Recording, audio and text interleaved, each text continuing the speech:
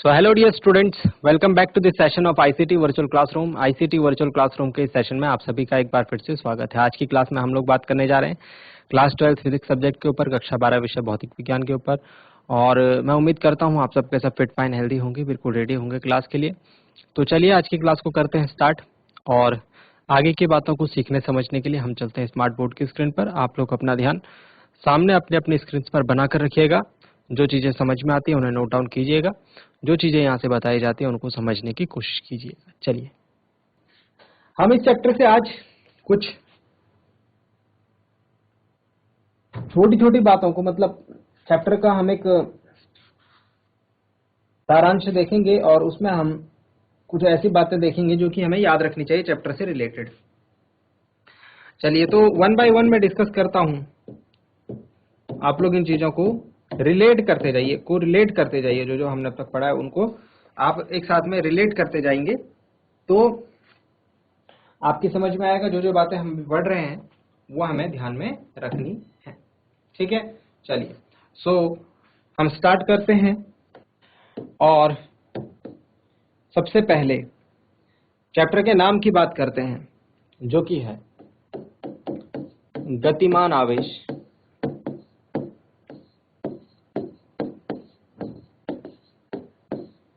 और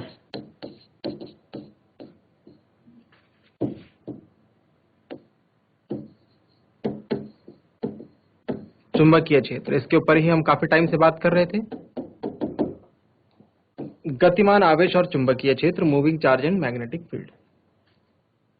अगर इसमें हम देखें तो हमने ये बात देखी थी, हमने क्या देखा था, हमने ये देखा था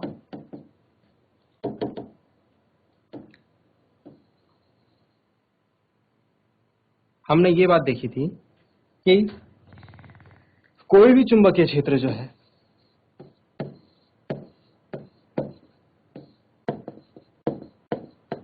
किसके कारण उत्पन्न होता है भाई? गतिमान आवेश के कारण।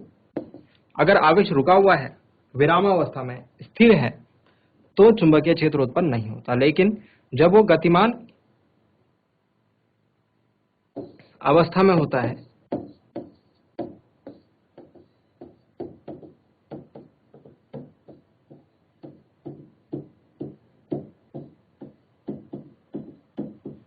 तो उसके कारण चुंबकीय क्षेत्र उत्पन्न होता है।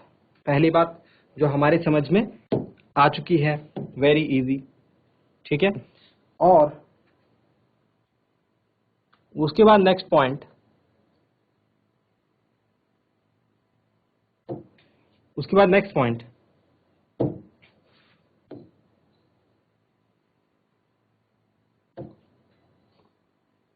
इसमें हमने बात करी थी कि चुंबकीय क्षेत्र, जो ये चुंबकीय क्षेत्र है कैसी राशि है भाई? सदिश राशि, सदिश राशि है ना। तो इसका मात्रक हमने पहले डिसाइड करा था, इसका मात्रक होता है टेस्ला, ठीक है। कौन सा मात्रक की बात कर रहे हैं हम? एसआई मात्रक की बात कर रहे हैं, टेस्ला। महान साइंटिस्ट टेस्ला के नाम पर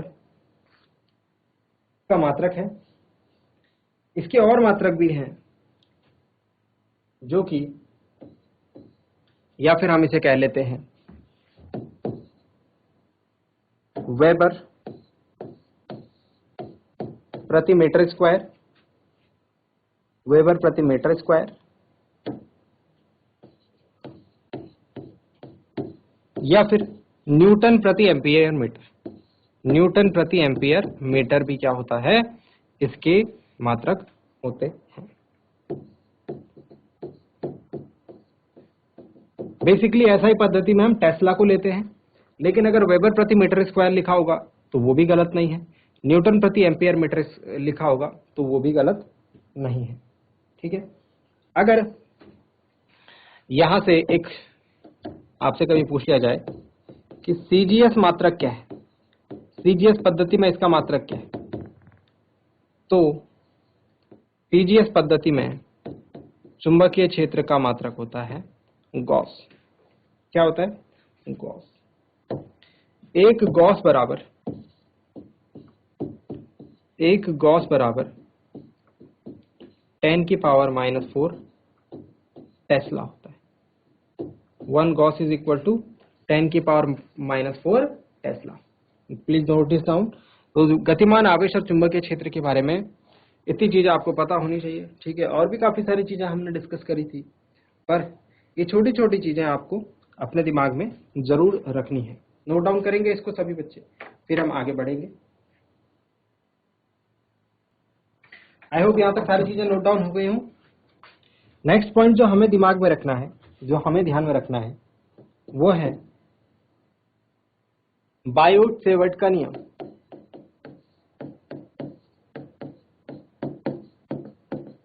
बायोट-सेवर्ट्स लॉ।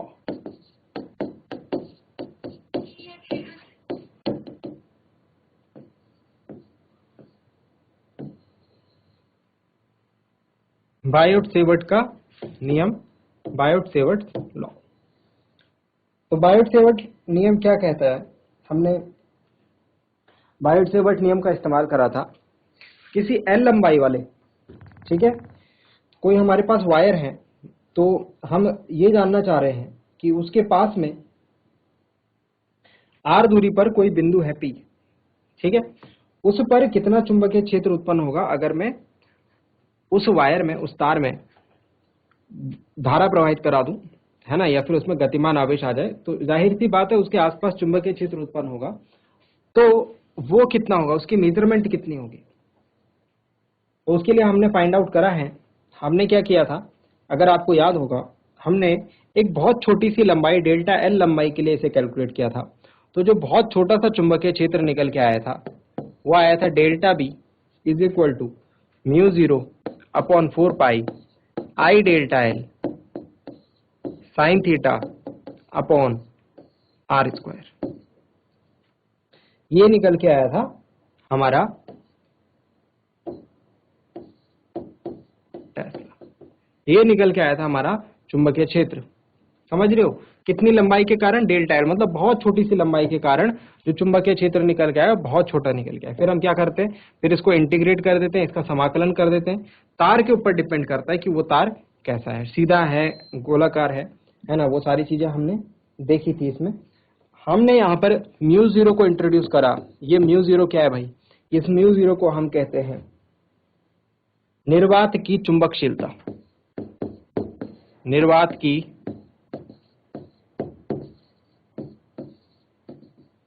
चुंबकशीलता, ठीक है।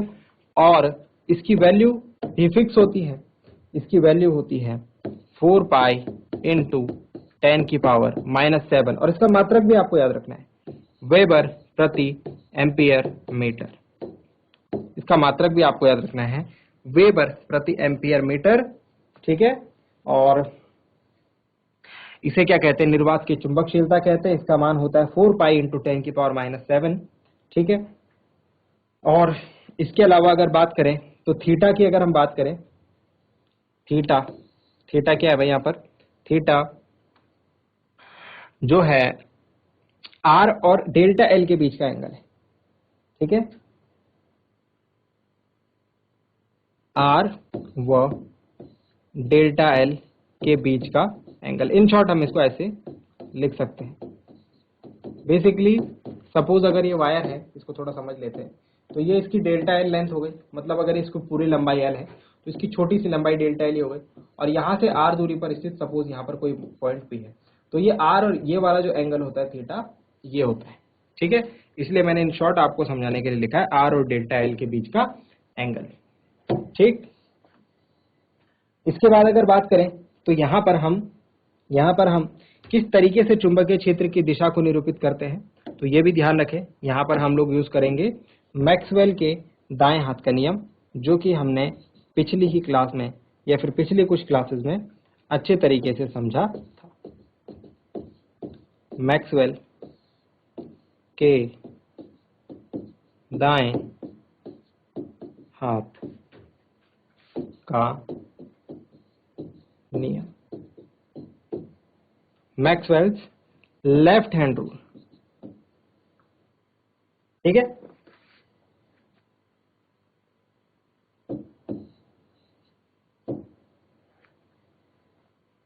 सॉरी राइट हैंड रूल, दाएं हाथ का नियम मतलब राइट हैंड रूल। चलिए नोट डाउन कीजिए इसे।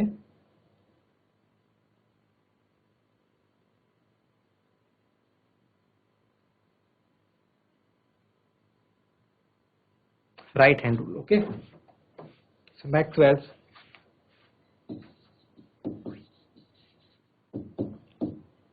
Right hand rule. चलिए, क्योंकि इसमें हमने एक चीज और देखी थी, छोटा जल्दी से हम उसको भी डिस्कस कर लेते हैं।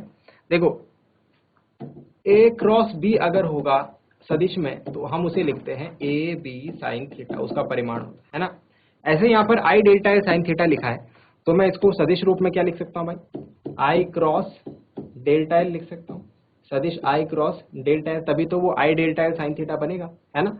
तो मैं इसको फाइनली अगर पूरा सदिश रूप में लिखना हो तो क्या मैं इसे इस रूप से नहीं लिख सकता, क्या मैं इसे इस टाइप से नहीं लिख सकता।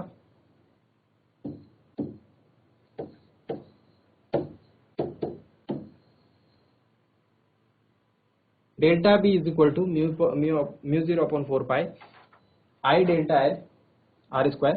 अच्छा, डायरेक्शन देने के लिए हम क्या करते हैं, यहाँ पर आप एक चीज और देखेंगे बुक में, डायरेक्शन देने के लिए ये जो आई है, सॉरी ये जो आर है, ठीक है, इस आर से हम लोग ऊपर क्रॉस कर देते हैं और नीचे आर क्यूब हो जाता है, ठीक है।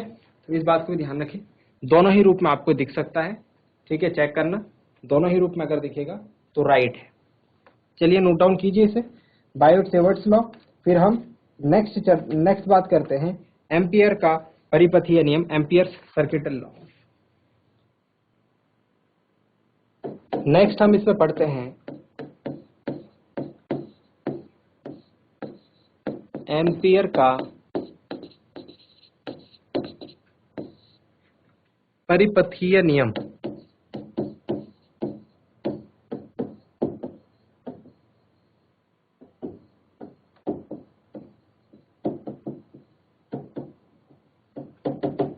एम्पियर्स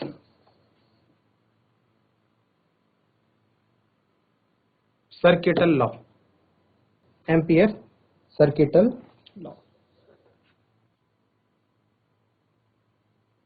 तो का स्टेटमेंट अगर हम सीधे सीधे लें, एम्पियर का परिपथीय नियम, ये हमसे क्या कह रहा है, देखो इसका स्टेटमेंट हमें ये कहता है कि अगर मैं चुंबकीय क्षेत्र को देखूं, चुंबकीय क्षेत्र का किसी बंद पथ के अनुदिश,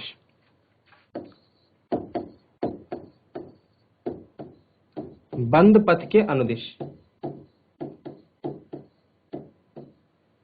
चुंबकीय क्षेत्र का किसी बंद पथ के अनुदिश रेखीय समाकलन, देखिए मैथमेटिकल टर्म है, ठीक है, लाइन इंटीग्रल, चुंबकीय क्षेत्र का किसी बंद पथ के अनुदिश रेखीय समाकलन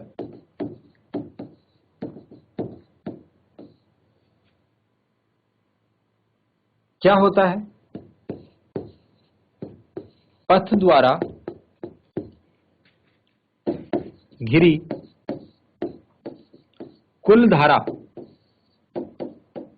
सपोज वो आई है, पथ द्वारा घिरी कुल धारा सपोज वो आई है, उसका म्यू 0 गुना होता है, म्यू 0 टाइम्स, मतलब उसमें म्यू 0 गुना करने के बाद वो आएगा, उसका म्यू 0 गुना होता है। तो क्या बोला हमने, हमने बोला चुंबकीय क्षेत्र का किसी बंद पथ के अनुदिश रेखीय समाकलन पथ द्वारा घिरी कुल धारा I का म्यू 0 गुना होता है। दूसरे शब्दों में हम कैसे कह सकते हैं, दूसरे शब्दों में मतलब गणितीय व्यंजक के रूप में, मैथ्स के रूप में हम कैसे कह सकते हैं इस बात को, मैथ्स की फॉर्म में हम इसको ऐसे कह सकते हैं B डॉट dl, ठीक है। लाइन इंटीग्रल किसको बोलते हैं, अगर हम बोले किसी क्लोज्ड सरफेस, बंद पथ ना मतलब क्लोज्ड सरफेस के अंदर जो इसका रेखीय समाकलन होगा, इसको बोल दिया हमने रेखीय समाकलन, ये क्या होगा, धारा I का म्यू 0 गुना होगा, तो म्यू 0 I टाइम्स I होगा, ये बोला गया हमसे एम्पियर के परिपथीय नियम में। क्या बोला? म्यू 0 इंटू आई होगा। नोट डाउन कर लें इस बात को। अगर एक नंबर में आपसे एम्पियर का परिपथीय नियम पूछा जाता है तो आप इतनी बात लिख करके आगे बढ़ सकते हैं। हम काहे को इसको पढ़ते हैं? क्यों इसे पढ़ते हैं? क्योंकि इसके एप्लीकेशंस बहुत सारे हैं। इसके एप्लीकेशंस जो हैं वो बहुत सारे हैं। हम एम्पियर्स का नियम का यूज करके एक अनंत लंबाई के सीधे तार में, ठीक है, इसको यूज कर सकते हैं मैग्नेटिक फील्ड कैलकुलेट करने के लिए। स्ट्रेट और टोरॉइडल परिनालिका जो होती है, टोरॉइड होते हैं, ठीक है, उनके कारण भी जो चुंबकीय क्षेत्र है वहां पर भी हम एम्पियर के बंद परिपथीय नियम का यूज करके फाइंड आउट कर सकते हैं इजीली। ठीक है, कैसे? इजीली, बहुत ज्यादा मुश्किल हमको नहीं पड़ता।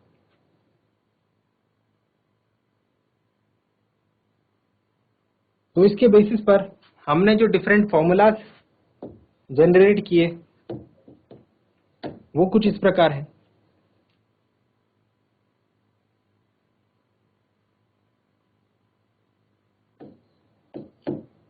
सबसे पहले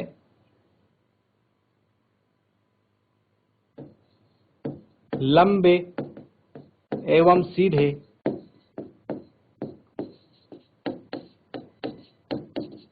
धारावाही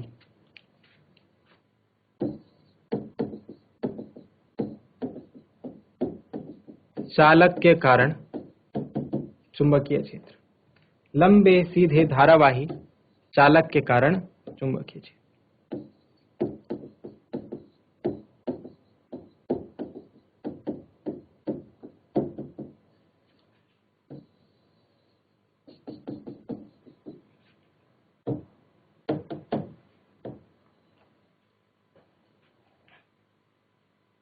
ये होता है V is equal to mu 0 times I upon 2 pi R। ठीक है, बाकी टेस्ला इसका मात्रक याद आपको रखना ही है। ठीक,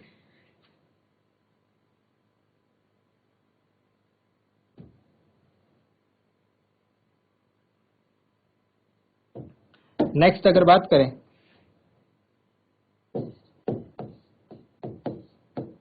वृत्ताकार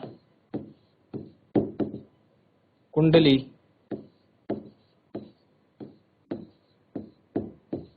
के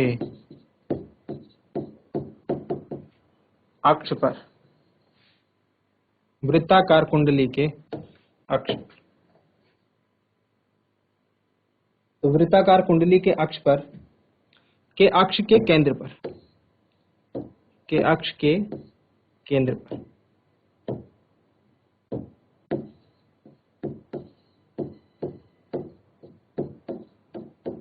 नेक्स्ट फॉर्मूला, जो फॉर्मूलाज हमारे यूज होते हैं न्यूमेरिकल्स में वो मैं आपको लिखवा रहा हूं।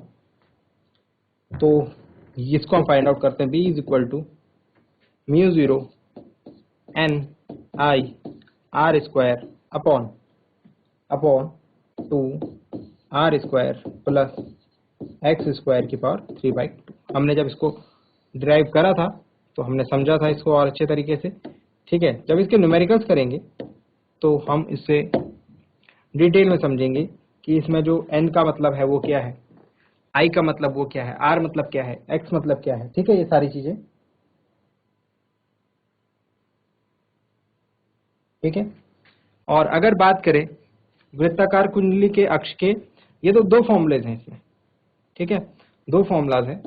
अगर मैं x इज इक्वल टू 0 यहां पर रखूं तो B is equal to formula बन जाता है म्यू 0 Ni अपॉन 2 R। ठीक है, एक ये फॉर्मूला भी है। तो दोनों फॉर्मूलाज में डिफरेंस क्या है? ये है केंद्र से x डिस्टेंस पर, केंद्र से x दूरी पर अगर कोई पॉइंट है तो उस पर कितना चुंबकीय क्षेत्र होगा, उसके लिए ये फॉर्मूला। अगर ठीक केंद्र की बात करेगा तो उसके लिए ये फॉर्मूला है।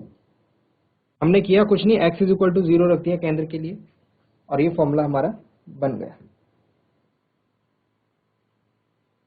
चलिए नोट डाउन कीजिए इन फॉर्मूलाज को। चलिए नेक्स्ट फॉर्मूला आता है इसमें परिनालिका के लिए। सो इट इज धारावाही परिनालिका, सोलेनॉइड बोलते जिसे, धारावाही परिनालिका के अक्ष पर चुंबकीय क्षेत्र।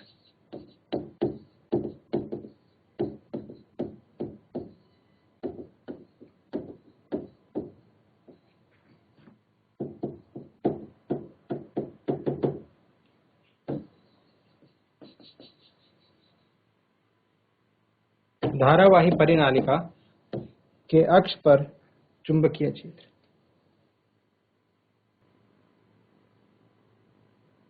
चलिए, तो यहां पर भी हम दो फॉर्मूलाज पढ़ने वाले हैं। पहला तो B is equal to mu zero N आई,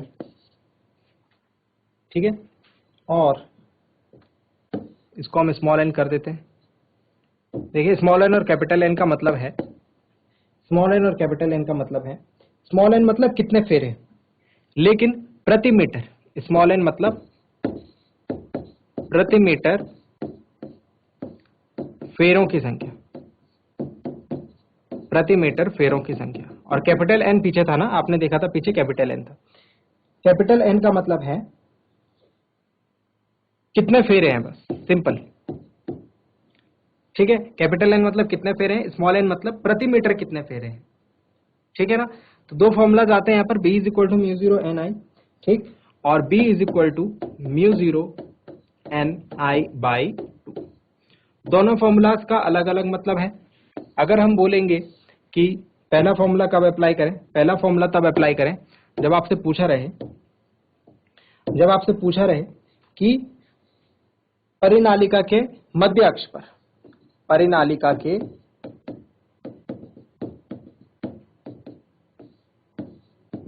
मध्य अक्ष पर, जो सेंट्रल एक्सिस है वहां पर कितना चुंबकीय क्षेत्र रहे, ठीक है। और जब आपसे पूछा रहे कि परिनालिका के अक्ष के किसी सिरे पर, परिनालिका के अक्ष के एक सिरे पर या किसी सिरे पर, ठीक है, तो अगर सिरे की बात करेंगे तो mu zero N I upon 2 लगाएंगे। अगर सेंटर की बात करेंगे, मध्य अक्ष की बात करेंगे, तो वहां पर हम लोग म्यू जीरो एन आई लगाएंगे। और जो डायरेक्शन होते हैं यहाँ पर, अच्छा डायरेक्शन की बात मैंने पीछे नहीं करी। देखो, डायरेक्शन के लिए हमने बहुत सारे लॉज पढ़े हैं, ठीक है, चाहे वो फ्लेमिंग के लॉज बोल दें, चाहे हथेली का नियम बोल दें, है ना। तो ये सारे लॉज लगेंगे, जब हम इनके क्वेश्चंस करेंगे तो मैं आपको वहां पर दिखाऊंगा। जैसे कि हमने पिछली क्लास में काफी सारे तरीके से सीखा था, है ना। तो जब क्वेश्चंस करेंगे तो वहां पर मैं डेफिनेटली दिशा, डायरेक्शन की बात करूंगा। अभी मैं आपको वो चीज स्किप कर रहा हूँ, ठीक है। तो ऐसा नहीं सोचे कि वो हम पढ़ नहीं रहे, वो हम लॉज को पहले पढ़ चुके हैं। जब हम एक्सपेरिमेंटल क्वेश्चन के ऊपर आएंगे तो उसे ज्यादा अच्छे तरीके से समझ पाएंगे। मैंने आपको सिखाया है, आपको क्या करना है, इमेजिन करना है। दिशा की अगर बात होगी तो आपको इमेजिन करके चलना है, वो आपको ज्यादा आसान पड़ेगा और ज्यादा अच्छे तरीके से समझ में भी आएगा। अगर फिलहाल यहाँ पर बात कर ले चुंबकीय क्षेत्र की दिशा के बारे में, मैग्नेटिक फील्ड की डायरेक्शन के बारे में, चुंबकीय क्षेत्र की दिशा जो होती है वो अक्ष के अनुदिश होती है। किसके अनुदिश, अक्ष के अनुदिश होती है।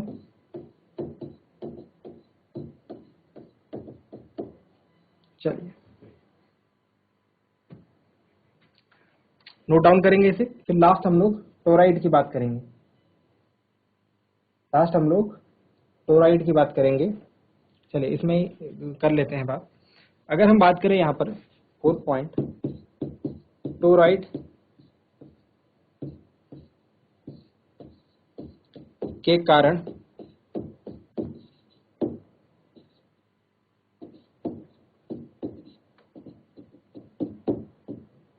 चुंबकीय क्षेत्र, टोराइड के कारण चुंबकीय क्षेत्र, तो इसके लिए जो फॉर्मूला हम लोग यूज करते हैं वो है mu zero N I upon 2 pi R, mu zero N I upon 2 pi R. N जो होता है यहाँ पर कुल फेरों की संख्या होती है, ठीक है, और ये फॉर्मूला होगा कहां पर के लिए, देखो भाई इसमें भी 3-4 पॉइंट्स होंगे। टोरॉइड आप जानते हैं, देखो भाई ये परिनालिका है, ठीक है, ये परिनालिका है, और इस परिनालिका को अगर मैं इस तरीके से घुमा करके एक सर्कुलर टाइप में लगा दूं तो ये टोरॉइड बन जाता है। बस इतना सा डिफरेंस है, ठीक है। तो यहां पर B is equal to mu 0 Ni/2πr, ये है टोरॉइड की क्रोड के भीतर, ठीक है। क्रोड के अंदर अगर हम बात करेंगे कितना चुंबकीय क्षेत्र है, तो इतना है।